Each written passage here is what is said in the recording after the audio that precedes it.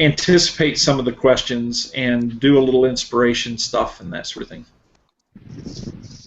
Okay, sounds good. Well, I'm happy to start. Otherwise, Gavin, if he wants to also talk about just the hackathon in general, he's going to be our sort of MC for the event. And so Gavin's run a lot of hackathons and can sort of speak to the structure. But yeah, sure, I'm happy to kick off and start and speak for the BitAngels Fund. Essentially, what we're looking for are projects that are open source, have their own token, are using a blockchain, preferably one of the existing options like Master Protocol, and they've got their own consensus mechanism or sort of proof mechanism, whether it's proof of resource or proof of bandwidth or proof of storage. We've seen all sorts of interesting proposals out there. And so those are really the projects that we're focused on. So that's the first thing I just want to emphasize is we're not interested in traditional startups. We're not interested in a CEO and his team. We're interested in groups that are going to build open source projects, especially those that are infrastructure focused. So I think we're still at the stage in this ecosystem where our big focus has to be elemental and infrastructure level pieces of what we need. And so give a few examples of that. We're following a number of projects that are doing decentralized Dropbox or decentralized compute power or decentralizing internet access through mesh networks. So those are sort of three good examples of the type of projects to get us really excited. Stuff that are lower level, they have a network effect because lots of people will be incentivized to use them, and they would issue their own token to monetize those applications. And so, at least for the BitAngels Fund, that's our big focus. We're really excited to see all the ideas people come up with, really excited to see the developers that will participate, and just to encourage people to, as far as our rules, we're happy to take ideas that people have been working on already. They don't have to be brand new ideas for the hackathon. Bring existing code, bring existing projects that you want to jam on during the hackathon. And so we're more judging towards the quality of the idea and the quality of the technical proposal, and the passion that we see displayed at the hackathon. Versus coming up with something brand new. If you've got some existing project that fits this criteria, you're welcome to bring that on. So those are sort of the basic criteria. That's sort of the basic emphasis that I wanted to put out there, and really excited to see what people come up with. Very good. Gavin, do you want to go over any particulars? No, just want to cover the generals. So you guys did a good job earlier this week about putting out kind of the no's about what we wouldn't accept. I just want to kind of reemphasize the yeses. I mean, in generally, we're looking for teams that I don't know what our count is for attendees yet, but we're really looking for teams that are excited to be there, are willing to show some team spirit, are willing to show some healthy competition. We really want teams that can help network with other teams and maybe help out a little bit with some design or some code or some mentoring, even during the event, to the degree that that's possible. Because the idea is to not only build recruitable teams, it's also to build a network here, locally and internationally for the participants that come in. And we want to encourage these teams to stick it out through the whole event. So the more that we can encourage healthy competition, but also some camaraderie, the better that we'll see in terms of judging and final output. For helping out with judging and getting the event emceed, we really want to get this criteria clear and boiled down to the degree that we can, so that we can use that to help mentor these teams during the weekend or during the event, so that they know it's hard to work on something this fast and this hard if their expectations aren't clear. And so I think with the number of participants we're going to have and the number of prizes we have, we'll need to take some one-on-one time each team to at least, if you have a mentor that you could bring, to circulate them to the teams and make sure that they have a touch or some contact early on in the hackathon. Because I think part of it is some evangelism pre-event and during the event for each of our individual contributors to really get out and get some outreach to these teams, especially if you're going to assign contracts or awards to them afterwards. Let them know that you're there to back them up throughout the event, and you're there and you're watching it. It's not like you're pre-awarding, but you're at least helping coach them along. Beyond that, I'm glad to be a resource for any types of rules you're contemplating, or trying to understand what's acceptable for mentoring. It sounds like here, if we can, if we're awarding prizes to startups that already have something done, that we're really just trying to show. We're going to take each team where they're at the beginning, and then kind of judge them on how far they got over the weekend. And that's not an easy thing to do because we always want to root for the best, the very, very best thing that comes out of this. But I think we also need to just consider the amount of work that gets done, and the hardest working teams, and the ones that are able to accomplish more during the event itself. So it feels like a competition. Yeah. Very good. Ryan, do you have some words to say to everyone? Sure. Yeah, so super excited for a few members of the Ripple team to be joining you guys next week in Austin. So we've been thinking about what kind of things we want to see built. And Ripple's perspective is that the network is only as useful as the amount of trust, utility, and liquidity available through the Ripple network. So to that end, the types of projects we want to see built, we're actually looking for the creation of an app that merchants can use to accept Ripple payments in brick-and-mortar retail situations. So something that could display a QR code just so that a user could scan it and pay through their Ripple wallet immediately. So we'd love to see somebody build something along those lines. So that's the utility piece of the network. For the liquidity piece, there's a concept in the Ripple network of outbound bridges. So today you can do things like send bitcoins held in your Ripple wallet to outbound bridges, or do things like send it to Alipay as well. So we would love to see somebody bring another network online that you could send your funds from the Ripple network out to those. So that's the liquidity piece. And then the last thing we'd like to do is just kind of leave it open-ended, see what kind of creative things people build on Ripple, just because that's what we're interested in seeing, just boundless possibility. Okay. Vitalik, do you have anything you would like to share? Do we have anything we would like to share? Well, I'm not sure if we had decided that we were going to take a backseat on this hackathon, and I think we talked. We're going to still be there and maybe do some judging, but we felt it was important for us to be focusing on what we're doing right now. We just weren't at the proper stage that to really go forward with this and be included in this. Mm-hmm. So we still were asked to participate. So we're going to be there. We're going to be doing some judging, I think, but I think we're going to be doing this from the outside. Well, we appreciate you're kind of the band of crazy geniuses over there on the East Coast hacking away. I spend a lot of time watching the conversations, even if most of what I do is lurk. And I think you'll bring that spirit to the hackathon, and we appreciate your participation. No, we want to be. I mean, I think this is an amazing event. It's probably the most excitement I've seen for an event.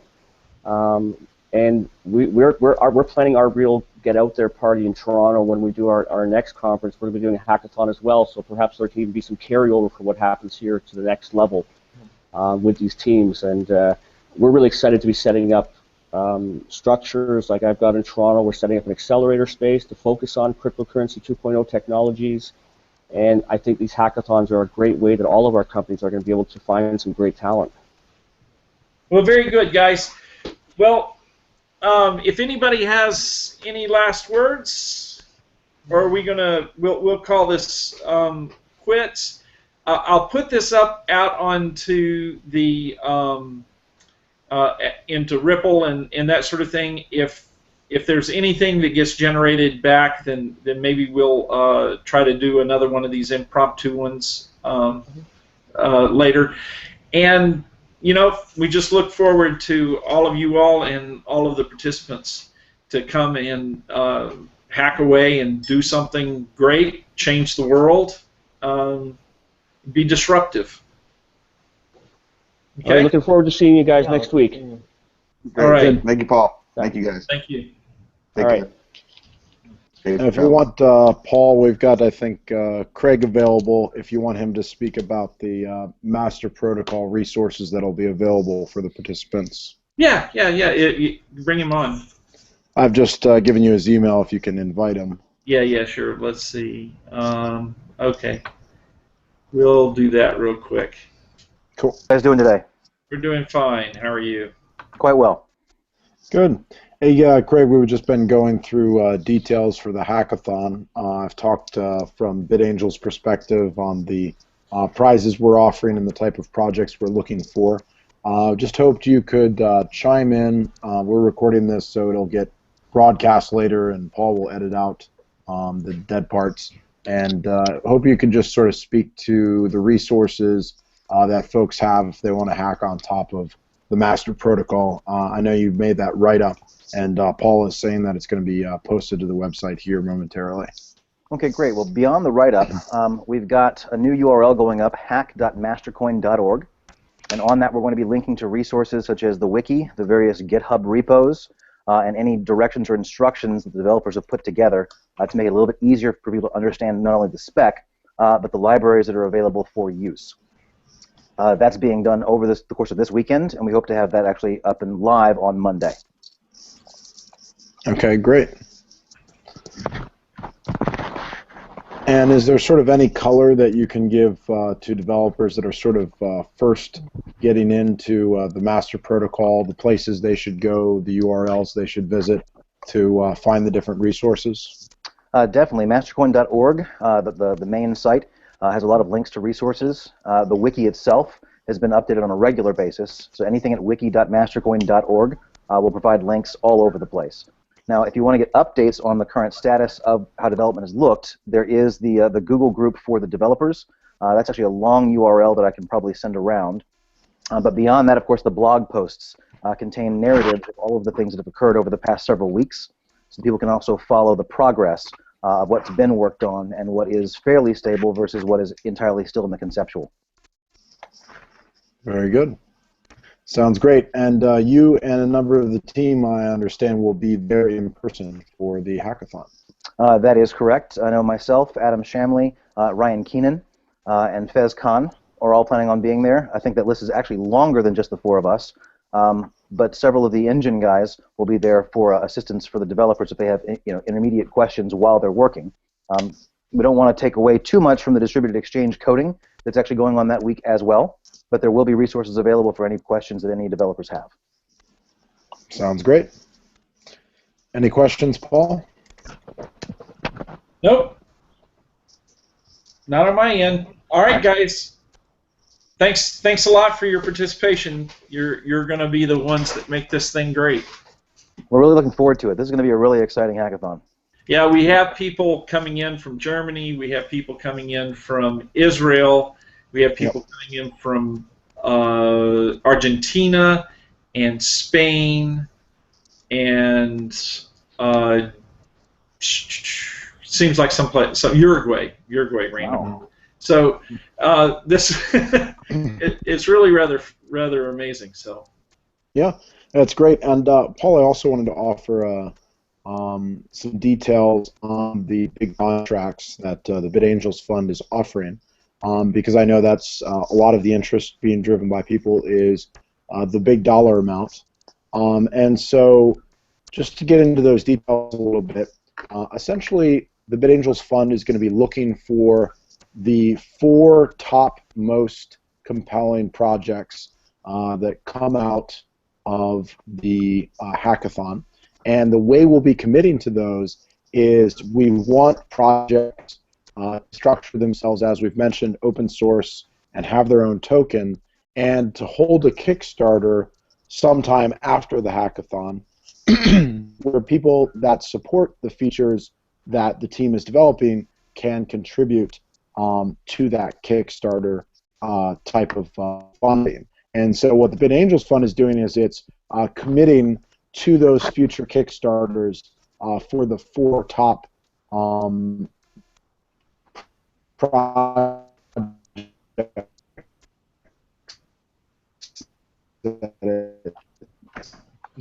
Losing bandwidth. And so that's the way, and want to really spark those projects and get them off the ground. And by committing to those Kickstarters, we hope to bring a lot of credibility to those projects and encourage people to participate in them. That's excellent. Do we have any idea how many of those groups there are going to be at this point? I don't know if you have a count.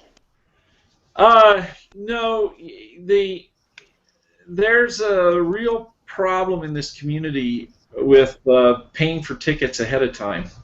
So we have a lot of communications with groups saying that they're coming, but I'm not getting a lot of ticket sales that I can say, gosh, this is what I can expect.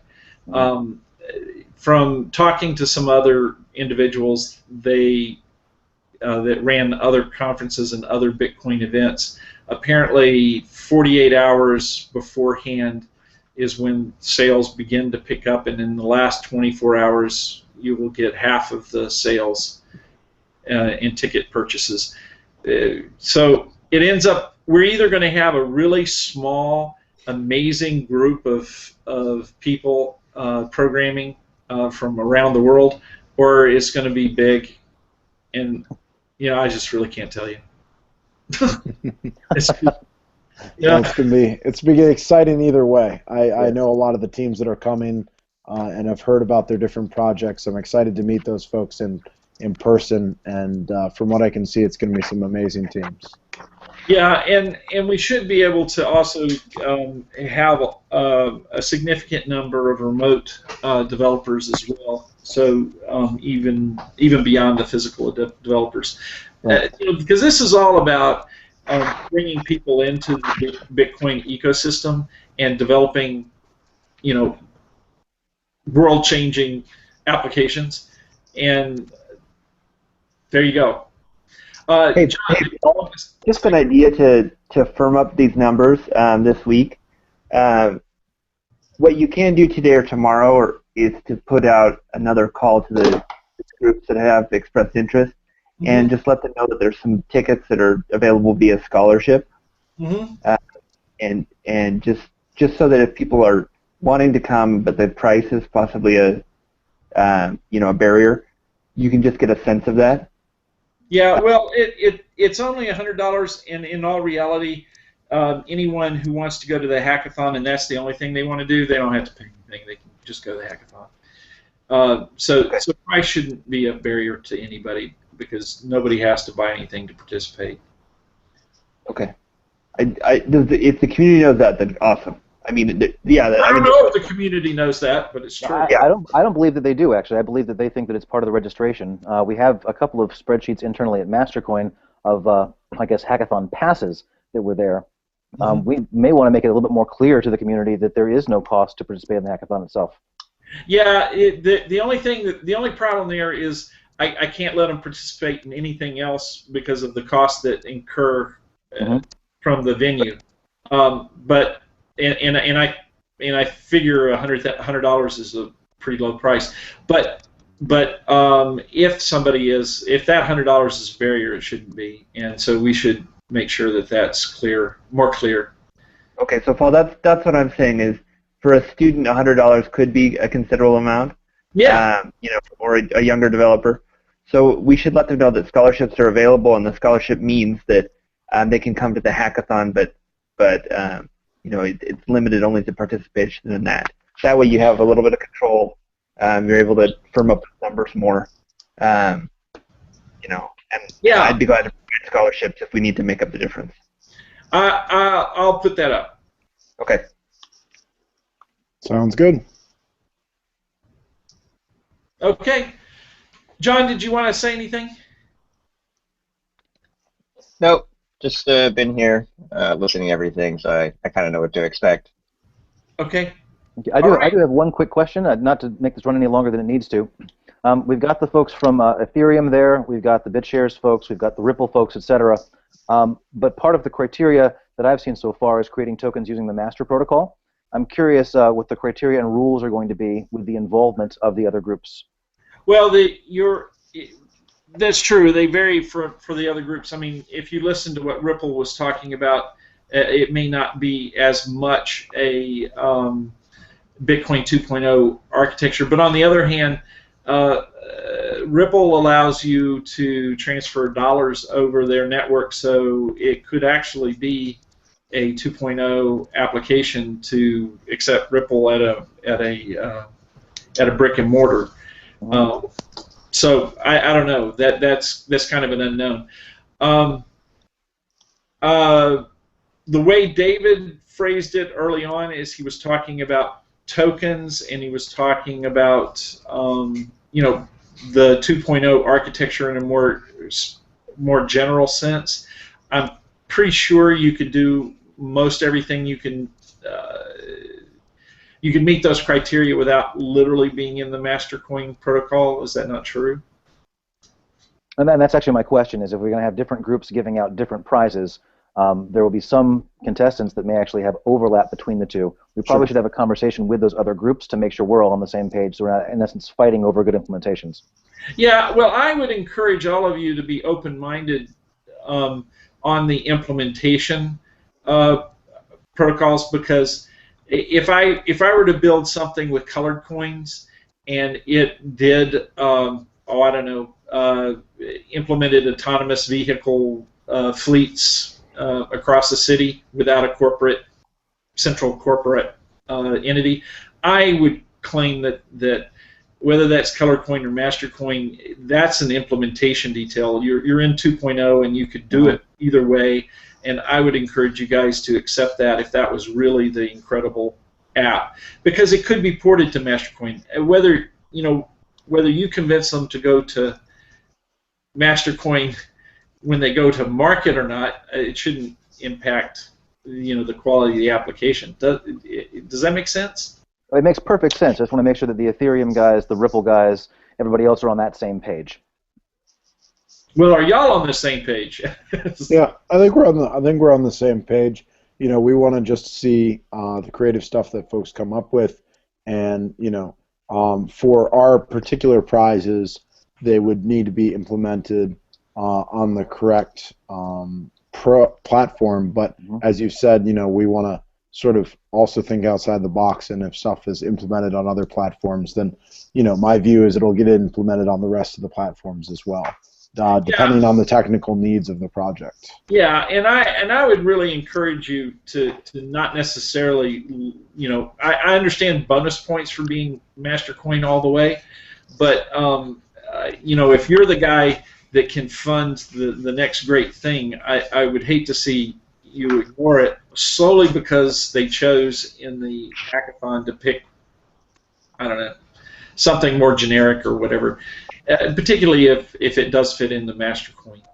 I can imagine applications written for Ripple that really wouldn't move over into Mastercoin because of their gateway architecture, but that's another argument for another day. Sure.